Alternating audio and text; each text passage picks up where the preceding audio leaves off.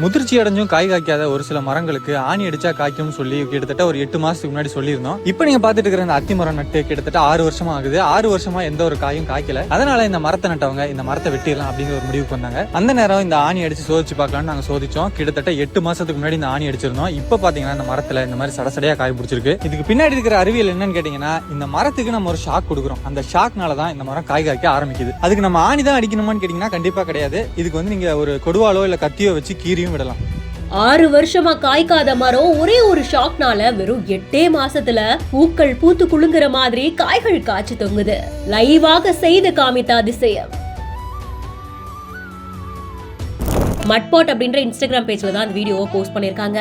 பொதுவாவே ஒரு பழ மரத்தை நட்டு வைக்கும் போது இது எப்ப பெருசா வளரும், அதுல இருந்து காய்த்து தொங்கக்கூடிய கனிகளை எப்ப ருசிச்சு சாப்பிடலாம் அப்படின்ற ஆசை எல்லாருக்குள்ளயும் இருக்கும். ஆனாலும் சில மரங்கள் நம்மள ரொம்பவே காக்க வைக்கும். அதுலயும் இந்த அத்தி மரம் குறிப்பா 6 வருஷம் ஆகியும் அத்தி பழங்களை கொடுக்காமலே இருந்திருக்கு. மனசுக்கு கஷ்டமா இருந்தாலும் மரத்தை வெட்டிடலாம், இதுக்கு மேல இதனால பயன் இல்ல அப்படின்னு நினைக்கும் போது கடைசியா ஒரு முயற்சி பண்ணி பார்க்கலான்னு இரும்பு ஆணியினால மரத்துக்கு ஒரு ஷாக் கொடுக்கறாங்க.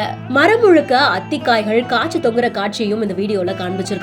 மரத்துக்கு இரும்பு சத்து குறைவா இருக்கும் போது ஆணி அடிக்கிறதுனால இரும்பு சத்து கிடைக்கிறதாகவும் அது மூலமா காய்கள் காய்க்கிறதாகவும் கூட சில நெட்டிசன்கள் இந்த வீடியோக்கு கீழே தன்னுடைய கருத்துக்களை தெரிவிச்சிருக்காங்க. இதை நீங்க பண்ணிருக்கீங்களா? இந்த வீடியோ பார்க்கும்போது உங்களுக்கு என்ன தோணுச்சு அப்படின்றத கமெண்ட் செக்ஷன்ல மறக்காம சொல்லுங்க. மேலும் செய்திகளுக்கும் வைரல் வீடியோஸ்க்கும் பிஹைண்ட் நோட்ஸ் ஃபாலோ பண்ணிக்கோங்க.